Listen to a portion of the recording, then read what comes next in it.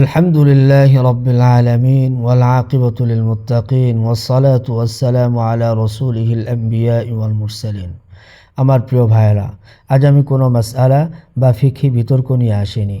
আজ এসেছি হৃদয়ের কিছু কথা বলতে। সেই হৃদয়ের কথা, যে হৃদয় কাঁদে আমাদের প্রাণপ্রিয় রসুল সাল্লাল্লাহু আলাইহি ওয়াসাল্লামের জন্য। সেই ভালোবাসার কথা যা একজন মুমিনের সবচেয়ে বড় পরিচয়।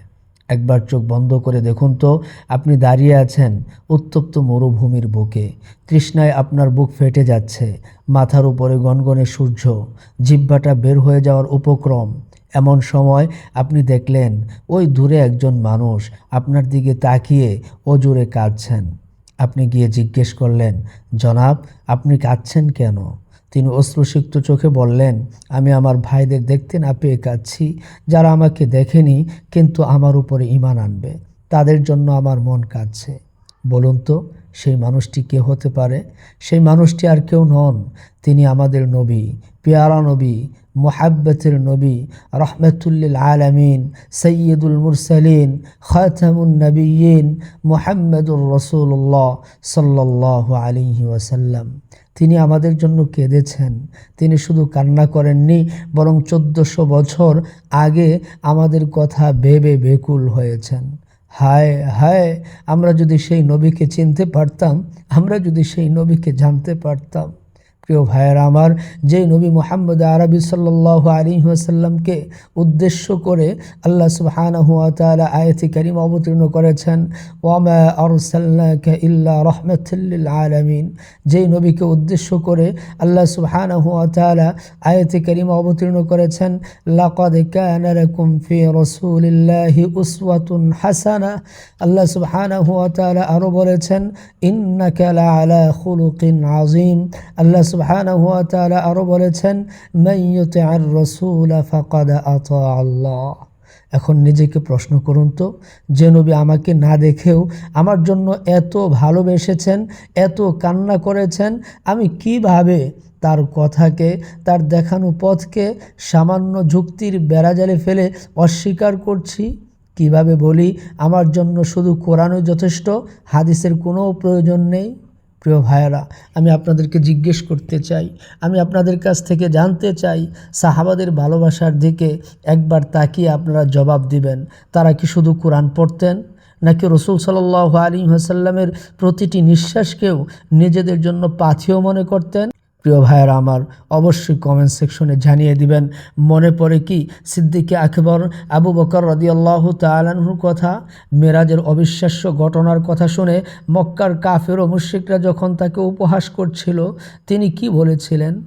আবু বকর রাদিয়াল্লাহু তাআলা আনহু বলেছিলেন, যদি মুহাম্মদ সাল্লাল্লাহু আলাইহি ওয়াসাল্লাম বলে থাকেন তবে তা ধ্রুব সত্য।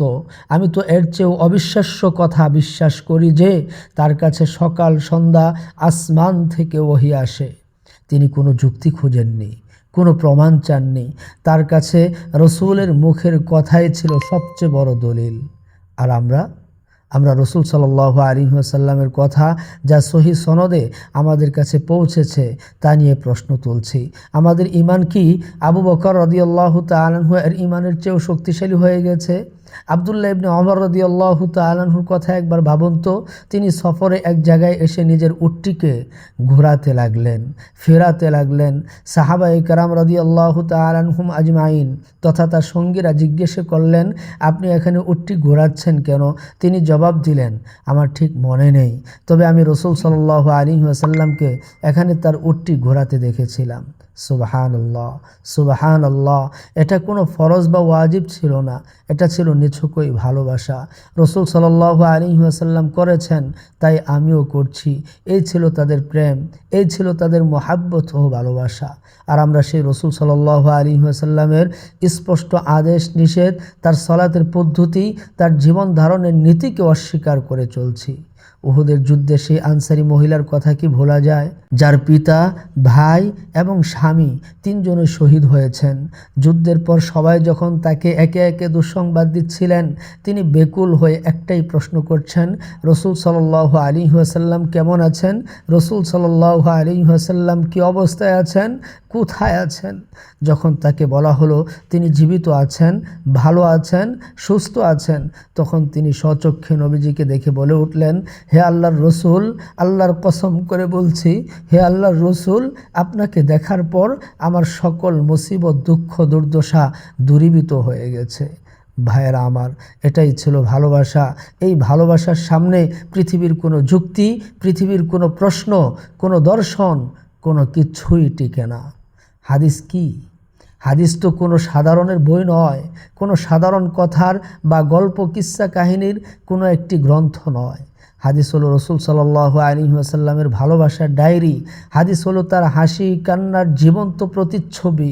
হাদিস হলো তার 24 ঘন্টার জীবনের ভিডিও রেকর্ড, যা সাহাবারা তাদের জীবন দিয়ে আমাদের জন্য সংরক্ষণ করে গেছেন।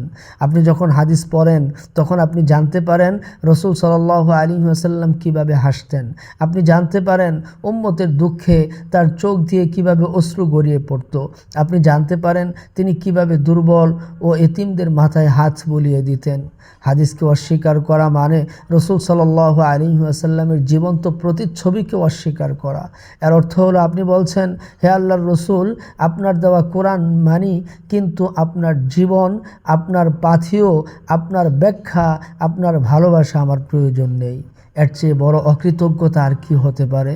যে ব্যক্তি হাদিস মানে না সে কিভাবে সলাত আদায় করবে? কোরআনে তো শুধু বলা আছে সলাত কায়েম করুন, কিন্তু সলাতের রাকাত সংখ্যা কত, রুকু সিজদার পদ্ধতি কি, কোন দোয়া পড়তে হবে, কোন দোয়া পড়া যাবে না, এগুলো তো শিখিয়েছেন আমাদের নবী মুহাম্মদ আরবি সাল্লাল্লাহু আলাইহি ওয়াসাল্লাম তার হাদিসের মাধ্যমে।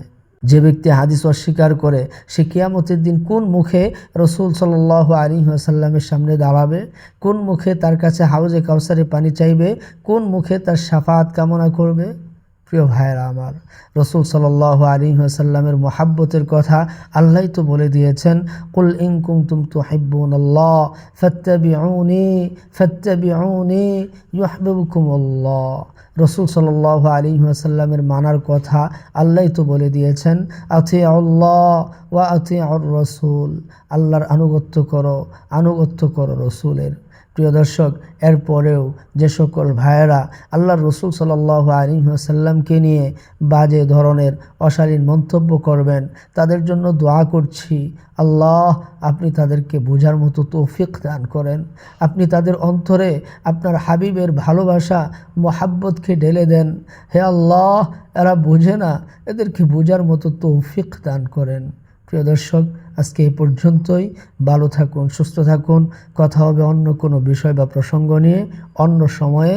আসসালামু আলাইকুম ওয়া রাহমাতুল্লাহি ওয়া বারাকাতুহু।